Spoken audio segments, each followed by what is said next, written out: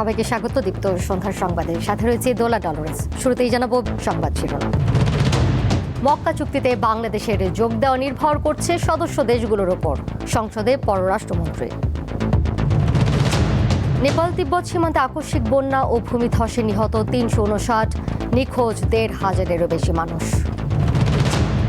FIFA ASEAN cup সামনে রেখে শুরু হচ্ছে জাতীয় ফুটবল দলের ক্যাম্প, কাল থেকে অনুশীলন।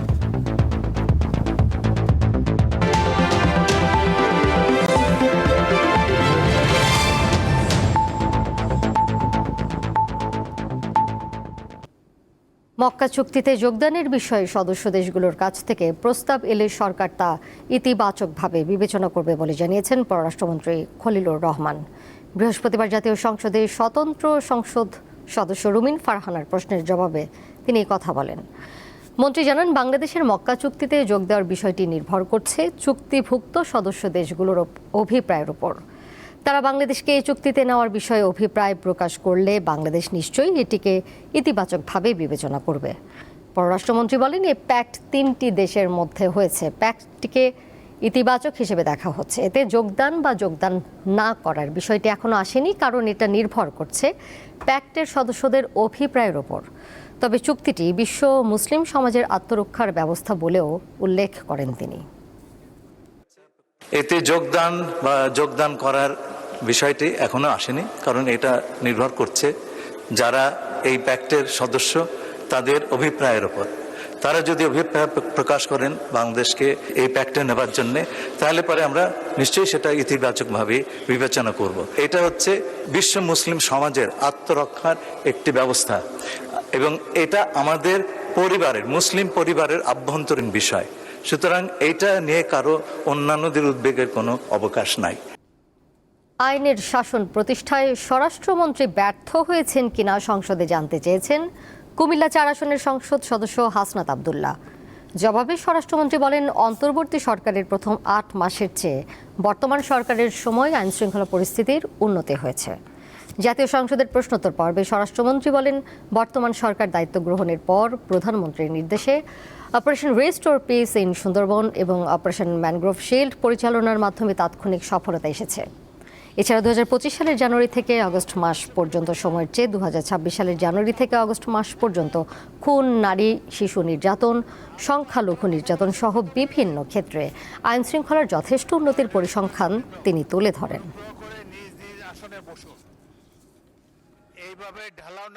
2026 সালের জানুয়ারি থেকে আগস্ট পর্যন্ত খুনের পরিসংখ্যান তখন হয়েছিল যখন তারা ছিলেন আর কি 2607টা। বর্তমান সরকারের সময়ে 2332টা, 300-র বেশি কমেছে মাননীয় স্পিকার। নারী ও শিশু নির্যাতন ইস ডকুমেন্ট।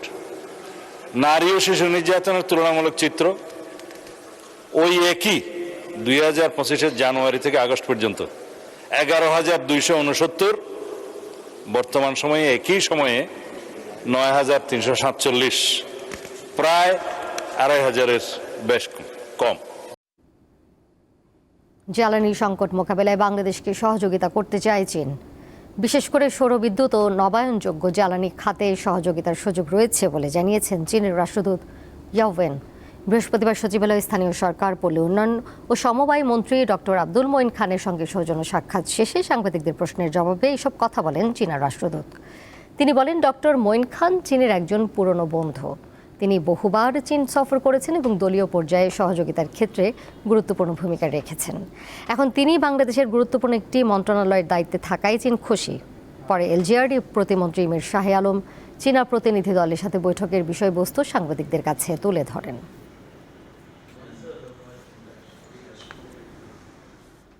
পাওয়ার চায়না কোম্পানিকে আপনারা একটু অনুরোধ করেন যাতে দ্রুত তারা আমাদের দক্ষিণ সিটি কর্পোরেশনের যে ল্যান্ডফিল্ডের যে ওয়েস্ট আছে, এই ওয়েস্ট থেকে এনার্জি দ্বারা বা বিদ্যুৎ উৎপাদন করে আমাদের জাতীয় গ্রিডে দিতে পারে। এখানেও আমাদের প্রত্যেক দিন 40 থেকে 50 মেগাওয়াট বিদ্যুৎ এখানেও আবর্জনা থেকে উৎপাদন করা সম্ভব।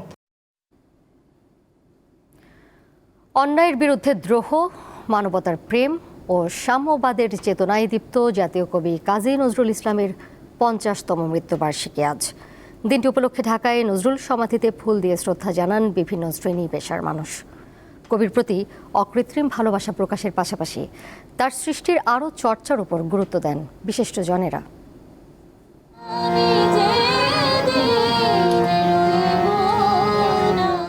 জাতীয় কবি কাজী নজরুল ইসলাম বাঙালির মানসপটে এক অবিচ্ছেদ্য নাম। সব্যসাচী এই সাহিত্যিকের সৃষ্টি প্রতি ক্ষণে যোগায় প্রেরণা। মানবতার কবি কাজী নজরুল ইসলামের ৫০তম প্রয়াণ দিবসে তার সমাধিতে ফুল দিয়ে শ্রদ্ধা জানিয়েছেন বিভিন্ন সামাজিক, রাজনৈতিক ও সাংস্কৃতিক সংগঠন এবং সাধারণ মানুষ। শ্রদ্ধা জানাতে আসা বিশিষ্টজনেরা বলেন, বর্তমান সময়ের নানা অস্থিরতা ও অসাম্প্রদায়িক বাংলাদেশ গড়ার লড়াইয়ে নজরুল চর্চা বাড়ানোর কোনো বিকল্প নেই। নজরুল ছিলেন অলওয়েজ এগেইনস্ট এস্টাবলিশমেন্ট, যে এস্টাবলিশমেন্ট মানুষে মানুষে বৈষম্য সৃষ্টি করে, তার অধিকার প্রতিষ্ঠায় বাধা সৃষ্টি করে, সেই এস্টাবলিশমেন্টের বিরুদ্ধে।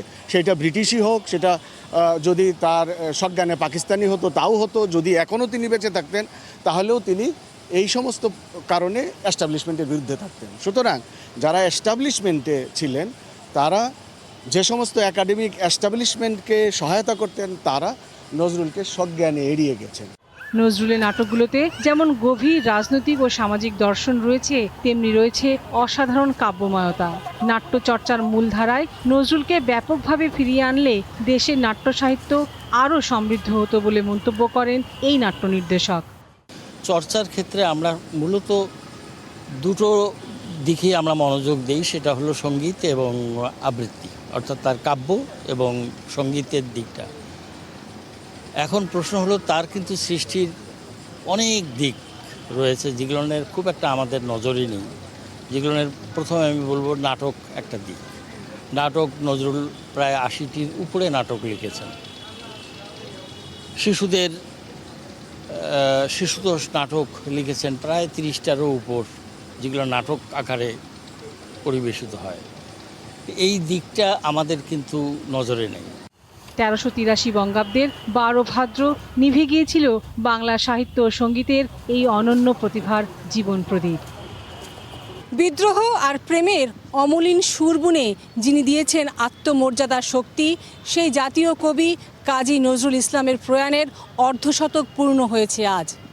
এই অর্ধশতকেও কাজী নজরুল ইসলামের দর্শন, গান, কবিতা এতটুকু পুরনো হয়নি, বরং তার লেখনী এখনও বাঙালির যে কোনো লড়াই, সংগ্রাম, আন্দোলনের প্রথম হাতিয়ার। তাই তো বাঙালির চেতনায় চিরভাস্বর, চিরতরুণ কাজী নজরুল ইসলাম। লাবণী গুহ, দীপ্ত সংবাদ, ঢাকা। যাচ্ছি পরের প্রসঙ্গে। জুলাই গণঅভ্যুত্থানের মানবতা বিরোধী অপরাধ মামলায় সাবেক স্বরাষ্ট্র সচিব জাহাঙ্গীর আলম ও সাবেক যুগ্ম সচিব ধনঞ্জয় কুমার দাসের বিরুদ্ধে আনুষ্ঠানিক অভিযোগ আমলে নিয়েছে ট্রাইব্যুনাল। বৃহস্পতিবার আন্তর্জাতিক অপরাধ ট্রাইব্যুনাল ২ এই অভিযোগ আমলে নিয়ে পরবর্তী শুনানির জন্য ২০ সেপ্টেম্বর দিন ধার্য করে। এর আগে সকালে আন্তর্জাতিক অপরাধ ট্রাইব্যুনালের রেজিস্ট্রারের কাছে অভিযোগ জমা দেওয়া হয়। তদন্ত শেষে চিফ প্রসিকিউটরের কার্যালয়ে প্রতিবেদন দেন সংশ্লিষ্ট কর্মকর্তা। প্রসিকিউটর গাজী তামিম জানান, জুলাই আন্দোলনে মানবতাবিরোধী অপরাধের মামলা আমলে নিয়েছে ট্রাইব্যুনাল। সকালে কারাগার থেকে সাবেক স্বরাষ্ট্র সচিব জাহাঙ্গীর আলমকে ট্রাইব্যুনালে হাজির করা হয়। ২০২৪ সালের ৫ আগস্ট সরকার পতনের পর গ্রেপ্তার হন তিনি। সাবেক যুগ্ম সচিব ধনঞ্জয় কুমার দাস পলাতক রয়েছেন। জুলাই গণঅভ্যুত্থানে স্বরাষ্ট্র সচিব এবং স্বরাষ্ট্র মন্ত্রণালয়ের যুগ্ম সচিব হিসাবে ওনারা এই আন্দোলন দমনে যে সকল অপরাধ করেছেন, ফ্যাসিলিটেট করেছেন, আন্তর্জাতিক অপরাধ ট্রাইব্যুনাল ২ এই ফরমাল চার্জের উপরে ভিত্তি করে অভিযোগ আমলে গ্রহণ করেছেন এবং এই মামলার একজন আসামি যিনি পলাতক আছেন ধনঞ্জয়, তাকে গ্রেফতার করে হাজির করার জন্য পরবর্তী একটি দিন ধার্য করেছে। রংপুরে গণপতি চক্রবর্তী সহ তার পরিবারের ৪ সদস্যকে শ্বাসরোধে হত্যার প্রমাণ মিলেছে ময়নাতদন্তে। সকালে রংপুর মেট্রোপলিটন সদর দপ্তর মিলনায়তনে সংবাদ সম্মেলনে পুলিশ কমিশনার আব্দুল মাহবুদ এ তথ্য জানান। ময়নাতদন্তে ধর্ষণের কোনো আলামত পাওয়া যায়নি বলেও উল্লেখ করেন তিনি। আলোচিত এই হত্যার ঘটনায় গ্রেপ্তারকৃত সিদ্ধার্থ দাস ও মুগ্ধ দাসের ডিএনএ নমুনা সংগ্রহ এবং ডোপ টেস্ট করা হবে বলেও সংবাদ সম্মেলনে জানানো হয়।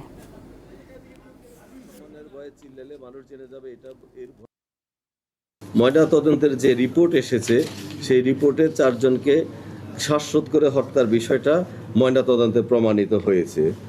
আর যে 2 জন নারী ভিকটিম আছেন আগামী চক্রবর্তী এবং প্রীতিলতা চক্রবর্তী।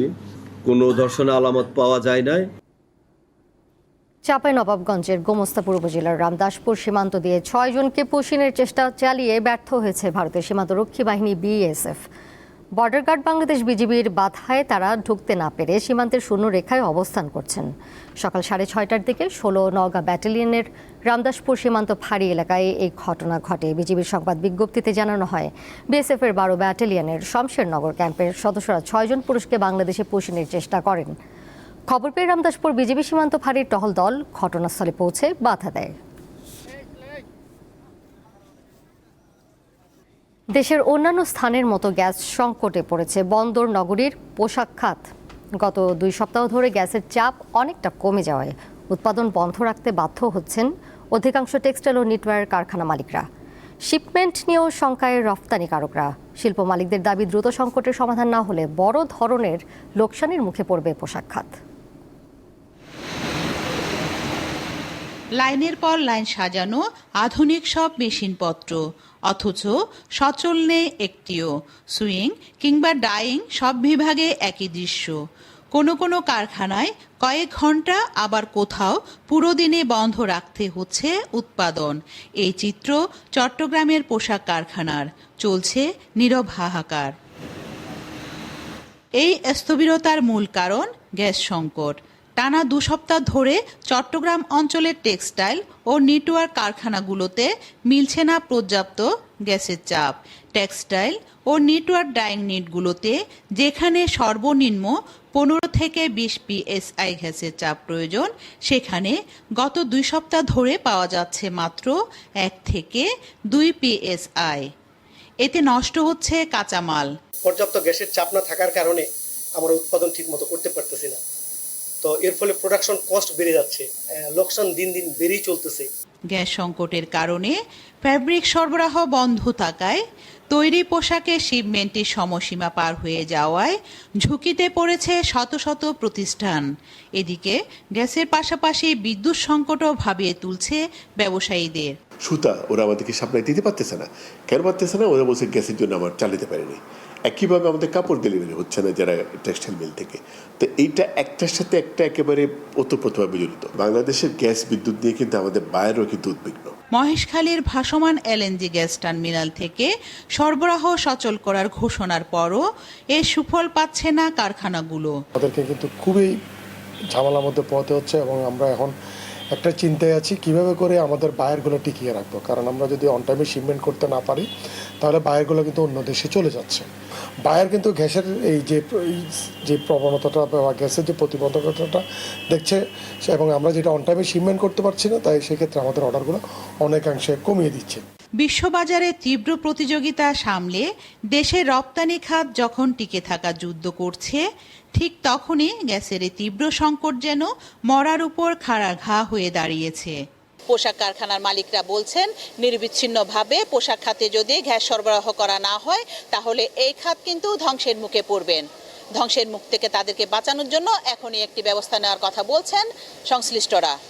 রুনা আনসারি, দীপ্ত সংবাদ, চট্টগ্রাম। আন্তর্জাতিক প্রসঙ্গ। নেপাল তিব্বত সীমান্তে ভয়াবহ আকস্মিক বন্যা ও ভূমিধসে নিহতের সংখ্যা বেড়ে 359 জনে দাঁড়িয়েছে। এখনও নিখোঁজ 1,500-এরও বেশি মানুষ।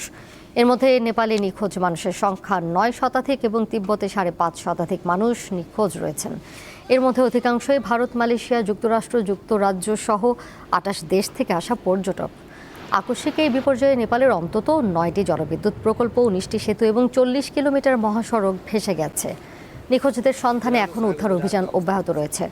যুক্তরাষ্ট্রের ভূতাত্ত্বিক জরিপ সংস্থা ইউএসজিএস জানিয়েছে, হিমবাহ ধস এবং ধ্বংসাবশেষের প্রবাহ থেকে আকস্মিকভাবে ভয়াবহ বন্যা ও ভূমিধস পরিস্থিতি তৈরি হয়। এমনকি নদীতে ধ্বংসাবশেষ থাকায় ফের বন্যার শঙ্কা করা হচ্ছে।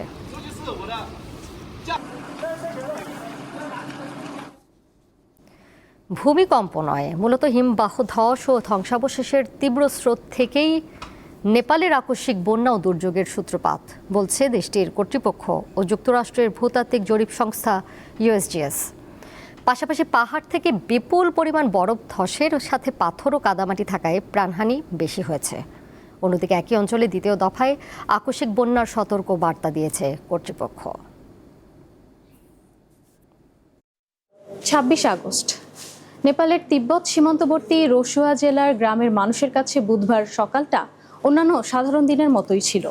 পাহাড় ঘেরা শান্ত জনপদ, নদীর স্বাভাবিক স্রোত, কিন্তু কেউ হয়তো কল্পনাও করেনি যে কয়েক মুহূর্তেই সেই পরিচিত প্রকৃতি এমন ভয়ঙ্কর রূপ নেবে। অন্যান্য দিনের মতোই কাজ করছিলেন স্থানীয়রা, ঘুরে বেড়াচ্ছিলেন পর্যটকরা, কিন্তু সকাল 9টার দিকে হিমালয় অঞ্চল জুড়ে নেমে আসে এক ভয়ঙ্কর আকস্মিক বন্যা। তিব্বত থেকে নেপালের ভোতেকুশ নদীতে কাদা পানির তীব্র স্রোত এসে আছড়ে পড়ে ঘনবসতিপূর্ণ গ্রামগুলোতে, মুহূর্তের মধ্যে গ্রাস করে বিস্তীর্ণ এলাকা। তিব্বতের সঙ্গে নেপালের গুরুত্বপূর্ণ গিয়েরং স্থলবন্দরে এই ভূমিধসের ঘটনা ঘটে। তিব্বত সহ ওই এলাকার যোগাযোগ ব্যবস্থা এবং বিদ্যুৎ সংযোগ বিচ্ছিন্ন হয়ে যায়। পাহাড় থেকে নেমে আসা শক্তিশালী কাদা পানির ঢল মুহূর্তের মধ্যে ভাসিয়ে দেয় নদীর তীরবর্তী গ্রাম, বাজার, রাস্তা, সেতু। কাদামাটিতে আটকে পড়ার কারণে শত শত মানুষের প্রাণহানি হয়। নিখোঁজ বা যোগাযোগ বিচ্ছিন্ন রয়েছেন ১৫০০-এরও বেশি মানুষ, যাদের বেশিরভাগই পর্যটক এবং ভারতীয় নাগরিক। আকস্মিক এই বন্যার কারণ ভূমিকম্প থেকে হয়েছে প্রথমে ধারণা করা হলো, পরে জানা যায় মূলত ভূমিধস এবং তুষারধস থেকেই এর সূত্রপাত। তুষারধসের জেরে পাথর ও বরফের স্তূপে অবরুদ্ধ থাকা নদীর গতিপথ হঠাৎ ভেঙে সৃষ্টি হয় এই বিধ্বংসী আকস্মিক বন্যার। স্যাটেলাইট চিত্রেও বড় ধরনের বরফ পাথরের ধস ও ধ্বংসাবশেষ দেখা গেছে। ইউএসজিএস এর মতে এ ধরনের ডেব্রিস ফ্লো খুব দ্রুত গতিতে নেমে আসে এবং সামনে যা পায় তাই ধ্বংস করে ফেলে। বিপর্যস্ত এলাকাটি হিন্দু, বৌদ্ধ ও জৈন ধর্মাবলম্বীদের কাছে গুরুত্বপূর্ণ। প্রতি বছর এই সময়ে বিপুল পর্যটক এখানে জড়ো হন। কয়েক হাজার পর্যটক নেপাল হয়ে মানস সরোবরে যান। জলবায়ু পরিবর্তনের কারণে এই অঞ্চলের হিমবাহ দ্রুত গতিতে গলছে বলছেন বিজ্ঞানীরা। এদিকে একই অঞ্চলে দ্বিতীয় দফায় বন্যার সতর্কবার্তা দিয়েছে স্থানীয় কর্তৃপক্ষ। নেপালের সীমান্তবর্তী ভারতের বিহার ও উত্তরপ্রদেশেও বন্যা সতর্কতা জারি করা হয়েছে। এ বন্যা ও ভূমিধসকে 2015 সালের প্রাণঘাতী ভূমিকম্পের পর নেপালে সবচেয়ে বড় প্রাকৃতিক দুর্যোগ বলা হচ্ছে। প্রকৃতি আমাদের জন্য আশীর্বাদ, কিন্তু এই প্রকৃতি যখন বিগড়ে যায় তখন ধরণীতে নেমে আসে মহাপ্রলয়।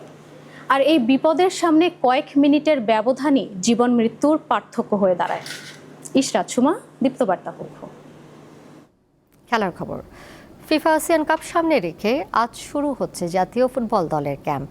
প্রধান কোচ টমাস ডুলির প্রাথমিকভাবে ডাকা 28 ফুটবলারের মধ্যে দুপুর পর্যন্ত টিম হোটেলে উপস্থিত হন 18 জন। কেবল হামজা চৌধুরীর নয়, সমিত সোম, তারিক কাজী, ফাহমিদুল সহ কোনো প্রবাসী ফুটবলারের নাম নেই ডুলির ঘোষিত প্রাথমিক তালিকায়। তবে এটিকে দল থেকে বাদ পড়া হিসেবে দেখছে না বাফুফে। জাতীয় দলের ম্যানেজমেন্ট কমিটির সদস্য জানান, প্রবাসী ফুটবলাররা তাদের সুবিধা অনুযায়ী দলের সাথে যুক্ত হতে পারবেন। শুক্রবার থেকে মাঠের অনুশীলন শুরু করবেন খেলোয়াড়রা। আগামী 24 সেপ্টেম্বর ইন্দোনেশিয়ায় শুরু হবে ফিফা আসিয়ান কাপ।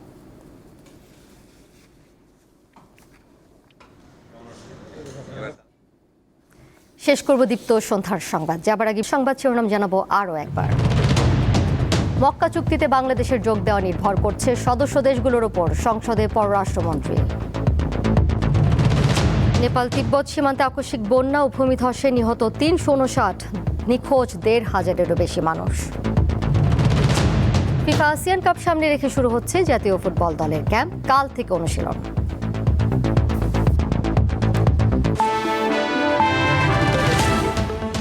এই ছিল এখনকার মতো। পরের সঙ্গে দেখবেন রাত 11টায়। এছাড়াও আরও তথ্য এবং বিনোদনের নানা খবর জানতে যুক্ত থাকুন দীপ্ত ডিজিটাল প্ল্যাটফর্মে। সবাইকে ধন্যবাদ।